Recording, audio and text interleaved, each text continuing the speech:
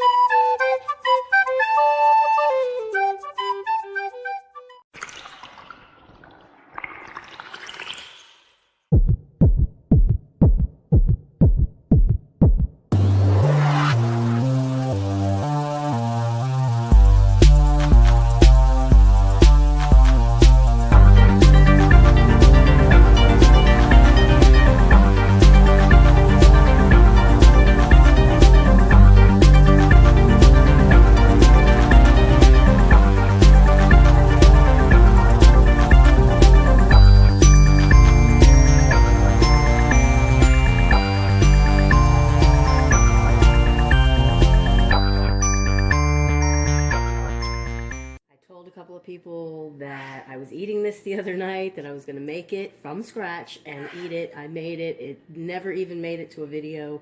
It was that good. The family tore it up.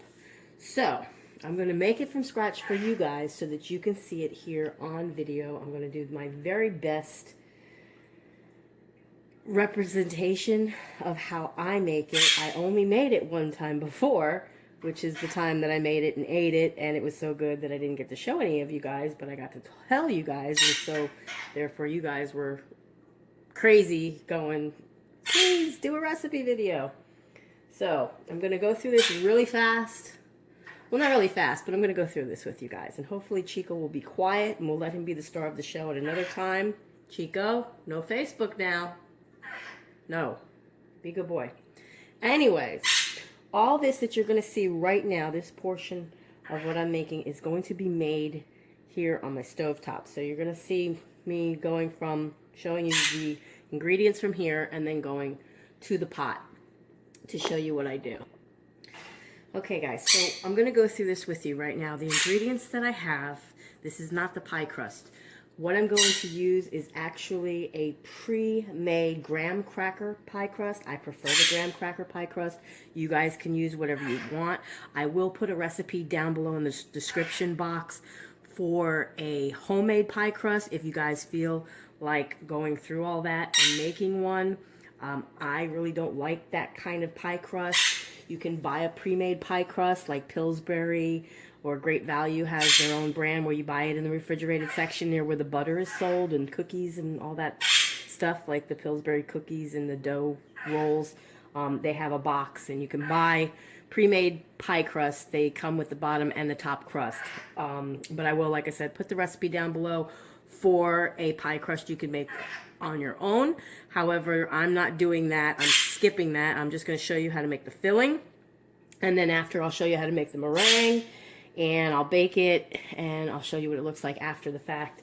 And then hopefully, if it makes it to it, and it lasts, when it needs to chill so that it can congeal, I'll cut a slice so you guys can see a slice of it. What I have here is, this is 2/3 of a cup of sugar, a 1/4 cup of cornstarch, a 1/2 teaspoon of, I use kosher salt. I guess you could use any salt you want, but I prefer and always use kosher salt when I bake or make anything. I have 2 cups of whole milk, and then I have 1 cup of half and half. I did not have half and half, in case any of you guys are wondering. So what I did was I used a 1/2 cup of heavy whipping cream to a 1/2 cup of regular whole milk. You don't have to use whole milk. You can use, I know some people that use like 2%, or some people have tried and used like almond milk or whatever, but I use whole milk because it's the whole fats that you want. You're going to get a better, thicker custard pudding type thing out of it. So, but yeah, so to make half and half, it's just 1/2 cup of heavy whipping cream with 1/2 cup of milk. So I've got my full cup of half and half. And I have 4 egg yolks, which I'm going to beat them slightly by the time I use them. And I have 2 tablespoons of butter. Mine's a little melted. I tried to soften it. I over-softened it, but it's okay. It's going to go in at the very end anyways. And then you want 4 large bananas. These aren't exactly large, so I'm using 5, but these are good when the bananas are like this and they're spotted. They're going to be sweeter. But if you have bananas and they're, you know, like that, that's fine too. But like I said, these are not exactly, you want 4 large bananas. I don't have large bananas. They don't have any in my grocery store, so I'm using 5. Whatever you have, that's good. If you only have 4 small ones, use 4 small ones. It's really not going to make that big of a difference on the taste. It's just going to be how much banana you really like inside the pudding. And pretty much that's it. Now I'm going to put it together and show you how it's done. Okay, so I've actually put my stove on medium high. It's kind of in the middle if you don't know what that means. Mine goes from low to high. I just put it on like 4, maybe what would be between 4 and 6 would be 5. I don't know. Don't mind what's cooking over here. I have some 15 bean soup cooking in my crock pot. It smells wonderful in my house right now. So anyway, so I have my pot on the stove. I'm heating it up. And what I'm going to do is I'm going to add my dry ingredients first so that I can mix them around. So you have your 2/3 cup of sugar, your 1/4 cup of cornstarch, and you want to mix this together so that it doesn't, because I don't know if you guys ever worked with cornstarch, but basically it could be a big lumpy mess. And that is my 1/2 teaspoon of salt. Now I'm going to just whisk this around just a little bit just to kind of get the cornstarch mixed in. The sugar helps with that. It's not like you need to heat that up. You can mix it without heating it up. I'm just working kind of in the camera's eye. And notice I'm using a whisk that has a rubber coating. It's because this is my Teflon pan that works with my induction cooker, and I don't want to ruin it. And now I'm going to add my 2 cups of whole milk. And notice I'm whisking it in because I don't want that big lumpy mess from the cornstarch. I'm just going to whisk this in. Now I'm kind of anal when it comes to how I cook and bake, and I don't like to waste anything. So if there's cornstarch up on the side of the pot, anything falls off and onto the stove, I'm very clean. I try to clean up after myself as I work. Just how I am. Don't judge. So basically what you want to do is you just want to kind of keep mixing this around. And at this point you can add in your vanilla. It won't hurt nothing to add it at this stage. And it's better to kind of add it at this stage when it's still very liquidy and not its pudding form. That cornstarch is going to give it the thickening agent that it needs. Before that gets too hot to stir, I'm going to kind of give this a little bit of a whisk here. That's all. You don't have to go nuts. But I'll show you why later, so that we don't cook our eggs. We're actually going to add some of this mixture when it starts to get hot and boil into that mixture, and little by little just kind of temper it, because you don't want to cook your eggs. You do want to cook, let me put this somewhere else, you do want to cook your milk and your custard, but you don't want to cook your eggs. And you just keep kind of working it. This is my half and half. And I'm just going to add that to it.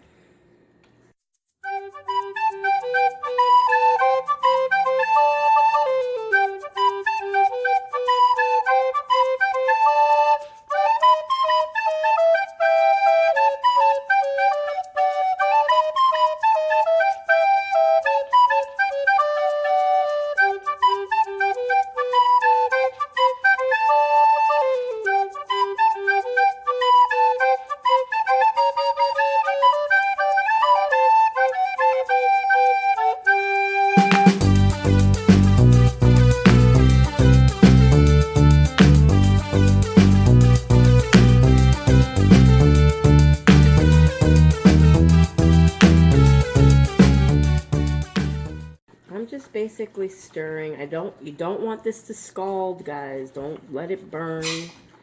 You want to keep it moving.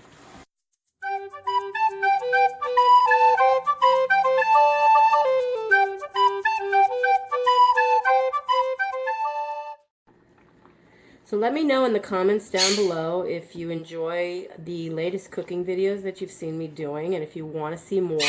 If there's a particular recipe that you have in mind that you would like to see made by me for your enjoyment, please leave those comments as well down below.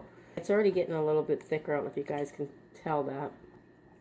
But do leave those comments for me, because your opinions do matter. I wouldn't be doing these videos if it wasn't for you guys.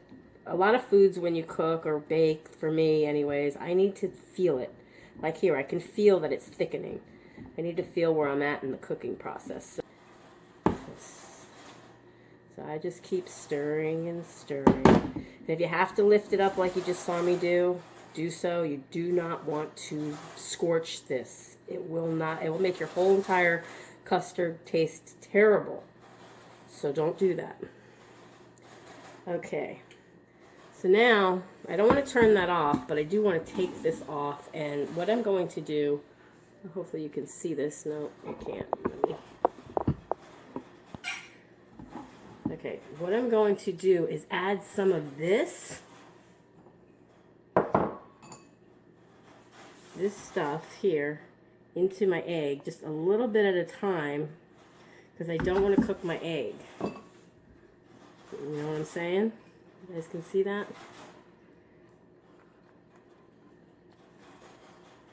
And I'm going to add a little more.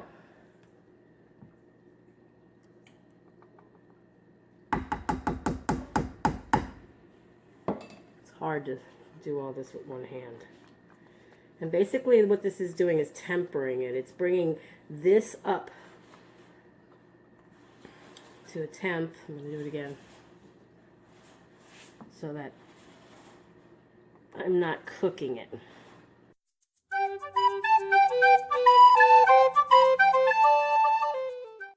And I'm going to add that to that.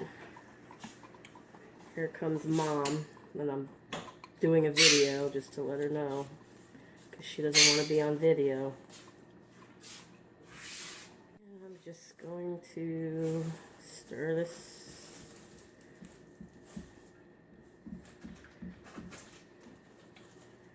And at this point, I'm also going to add the butter. Back on the stove, giving it a turn. I'm going to add my butter. Come on, get out of there. Okay, like I said, we don't want to burn it. Pick it up if you have to. I'm just whisking away. You see how nice and thick it's gotten? More pudding-like. I'm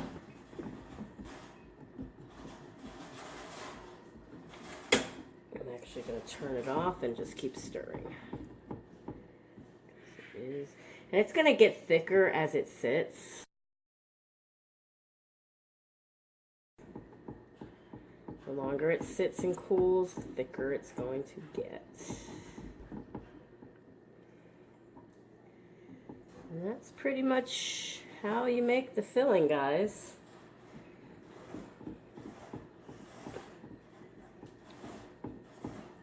So I'm going to take this off camera, let it sit for a while, let it do its thing by cooling off, and I'll come back, and when I do, I'll show you how I pour it into the pie and all that good stuff. Okay guys, so I'm back. So I'm going to show you, this is Baker's Corner. It looks just like Betty Crocker. I don't know how Aldi's can do that, but they do. They have their own brand of stuff, and this was only 89 cents for a complete 9-inch ready to fill graham cracker crust for making pies, obviously pie crust. And basically, I don't use this plastic thing that comes on the top. I'm going to actually take and pull this up all the way around as best I can. I'm somewhat of a perfectionist, don't mean to be, but I am. And so, and I'm not trying to ruin my nail, so I'm pulling up and not running my nail like across it. I want to do that. It feels like it would be easier to do, but it's really not, and I don't want to mess up my nails because I just didn't. They're my nails. In case anyone was wondering. Okay, so got it completely, and the reason that I want it completely up is when I fill the meringue, I'm going to use that lip as a guide so that my meringue don't go spilling out all over the place. So I want it up as perfectly as I can get it. I want it to spill over in any case. So I take this out. There's a little recipe on the back for no-bake cheesecake or maybe chocolate pudding, banana pudding, whatever the case may be. You can omit it, throw it away, do what you want with it, save it. I don't care. If you see, the crust goes just to the lip here, not past the lip where this, okay. It's perfect crust every time. I have never had a problem with this company with their crust. I absolutely love it. I actually love it better than Pillsbury. Just saying. And it's only 89 cents versus the other one. Okay, I'm going to put that to the side just because I wanted to show you with the custard that I made. As it dries in the air, we'll get a little bit of a film on top of it. We don't really want that film. And it'll cool easier. See that little film kind of skin? I let it do that just so you guys can see that because you really don't want that to do that. It really don't hurt it, but I don't like it. So I'm going to mix it in and I'm going to pour it out in this, I guess it's like a 9x13 casserole dish. The thinner you can spread it out, the quicker it's going to cool.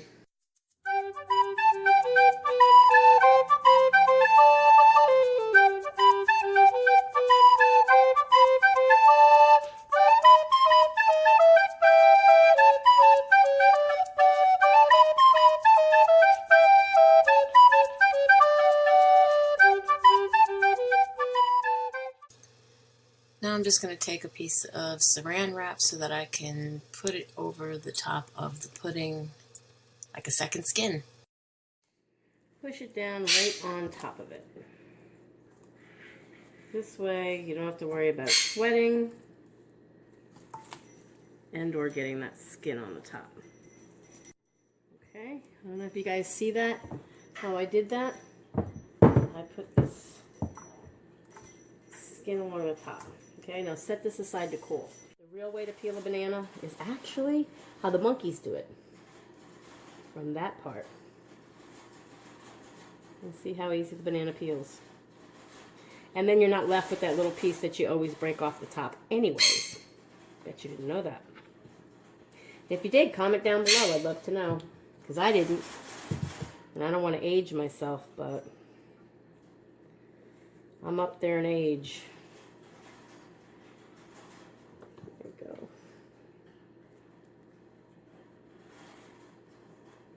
I don't know if you can see how, you know, I'm slicing the banana. Kind of depends on how you like the slices, thin, thick, whatever. Do it to your own liking. This is how I did it when I made the pie the other night. Dogs might make a little bit of an appearance.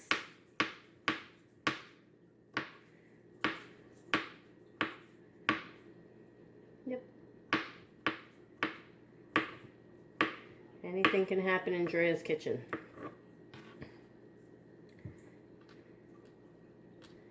I don't like the little banana stringy things.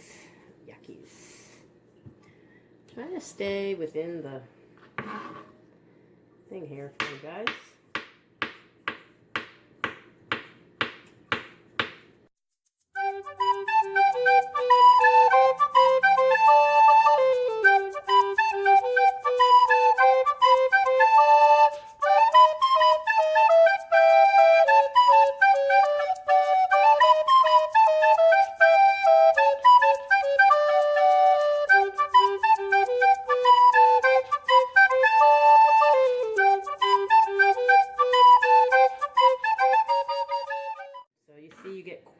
shredded bananas here.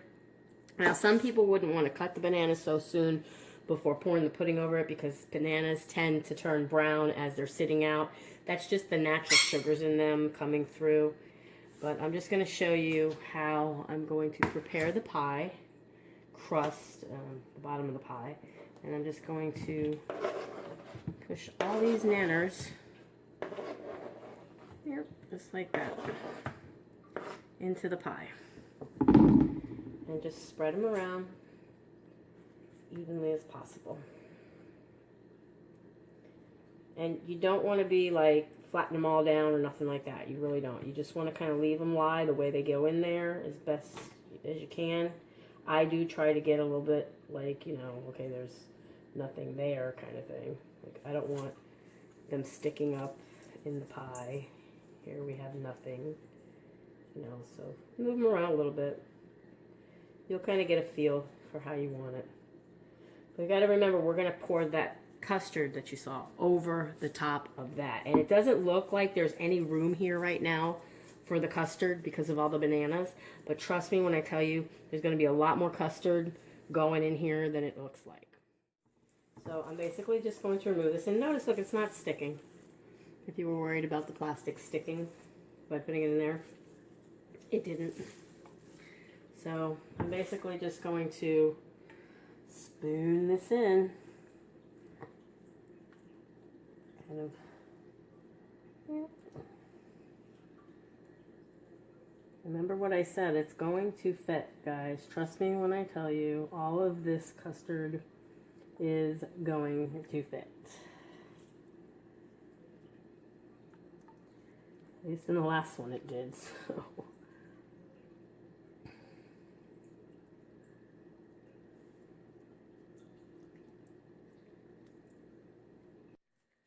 And I'm just going to cover this up now with the plastic so I don't get that skin again on top. And I'm going to put it back in the refrigerator to continue to chill while I show you guys how to make the meringue. Okay guys, I'm back and now we're going to make the meringue. Hopefully Chico will be quiet. I gave him some of that vanilla custard, which he loves. And I don't know if any of y'all feed your birds sweets, but mine loves them, and he's lived a long time. Anyways, I'm using my KitchenAid stand mixer. You can use a hand mixer. You can also do this by hand, but I warn those of you who attempt to do this by hand, whipping eggs into a frothy, hard peak or stiff peak meringue takes forever. And you definitely want clean egg whites. These are 5 egg whites. You do not want to get the yolks in your whites. You definitely try not to get the yolk, which is more fat, into the egg, which is protein, because for some reason you can get whites into yolks if you need yolks in a recipe only, but you don't want to get yolks into the whites because it really, really makes it hard to whip them up into meringue. So what I have here, and I try to set this up so that you can see it the best you can. Please let me know in the comments down below if this view works for you. So I have my 5 egg whites here. I have a ½ teaspoon here of cream of tartar. I have a tablespoon of vanilla extract, and I have 10 tablespoons of sugar.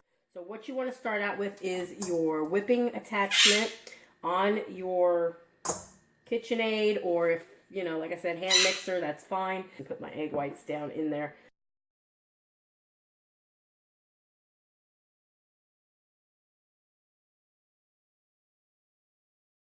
You want to whip this. It's going to get a little loud, guys. If you can see down in there. But you want to whip it until it gets frothy. And once it gets a little frothy, that's when you can add the cream of tartar and your sugar. So as you can see, it's already starting to get a little frothy. Hopefully you can see that.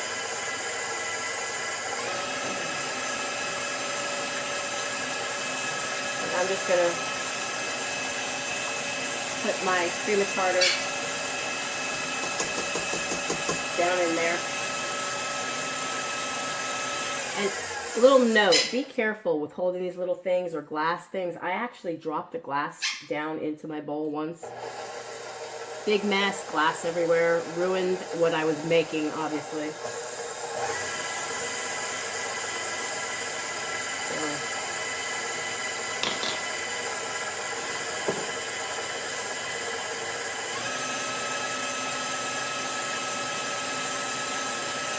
It's gotten a little frothy. I'm adding my sugar.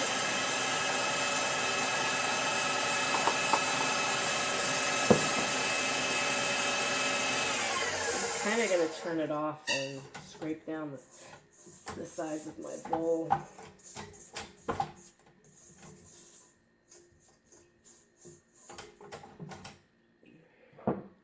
And go back to frothing. I'm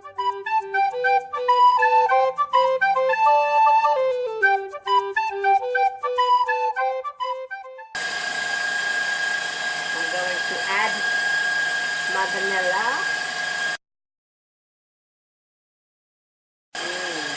Smells so good.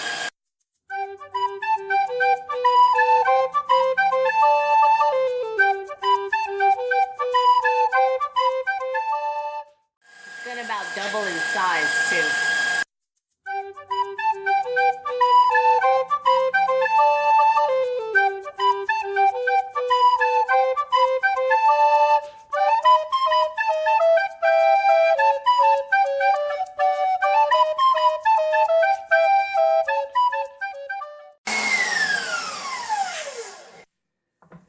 Okay guys, so as you can see, we have this nice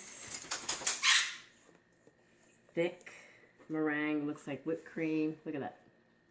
That's what you want. See? See that? Yeah.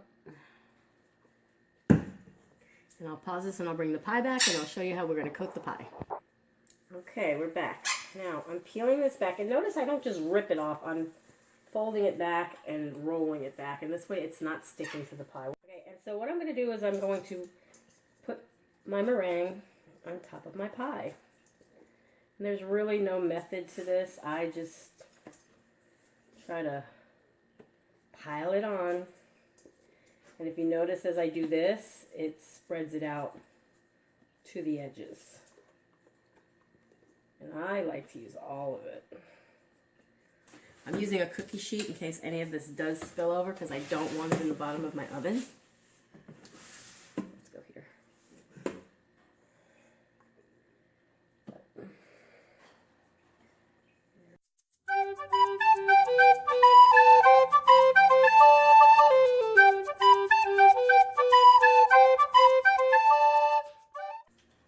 I'm trying not to go past that little aluminum lip on the pie tin.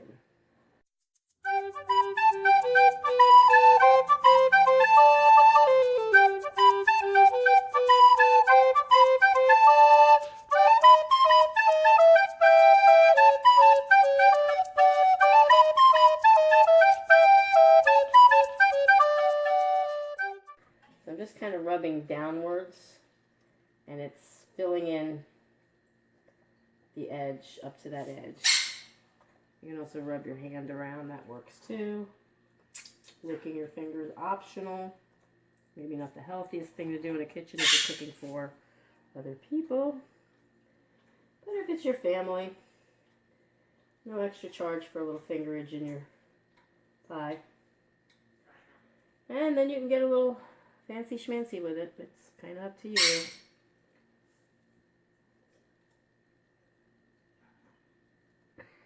And that's pretty much it. You can leave it like this, or you can, like I said, get a little fancy schmancy. Make little peaks.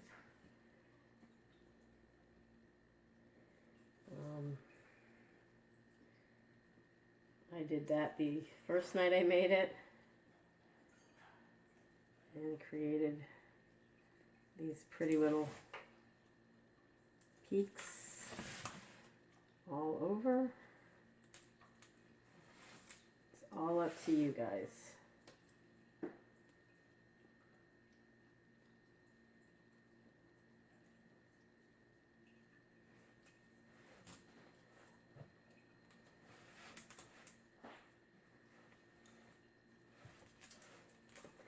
And that's pretty much it.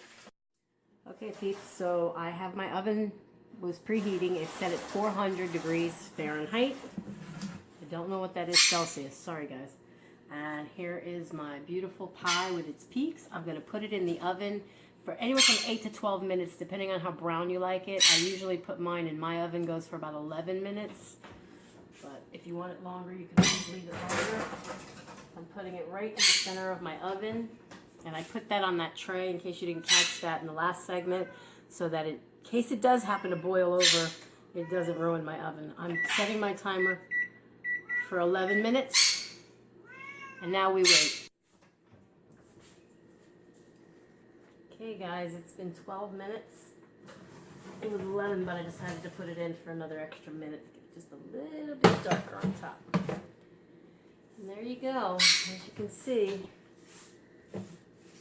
got that nice, beautiful meringue top.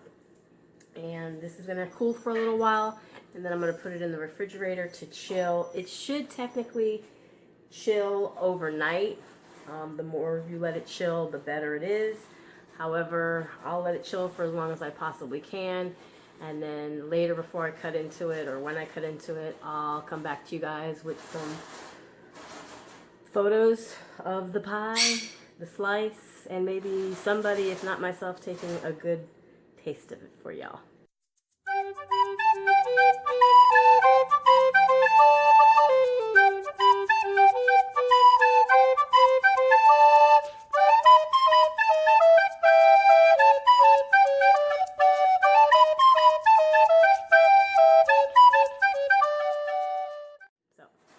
Thanks for staying with me here in my kitchen. Any questions or comments, leave them down below. Please give this video a thumbs up if you like it. If you made this dessert through my recipe or through this video, please feel free to comment down below. If you have a channel or a blog or somewhere where you've shared pictures of it, I would love to see what you came up with. If you haven't already subscribed, please click that subscribe button down below. Ring the bell so you can be notified of all new videos as I put them out. And yeah, be happy, be healthy, be beautiful, but just be you. Be the boss of your loss if you're on a weight loss journey. And I will definitely be seeing you in my next video. Bye guys. Be blessed.